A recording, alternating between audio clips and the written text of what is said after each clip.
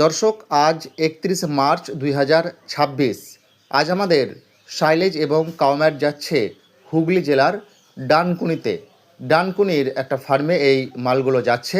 দর্শক, এখানে মোট 8টি কাউম্যাট রয়েছে আর 1 টন সাইলেজ রয়েছে। দর্শক, আমরা যে কাউম্যাটগুলো বিক্রি করে থাকি সেগুলোর পুরো গ্যারান্টি থাকে এবং সেটা লিখিত গ্যারান্টি।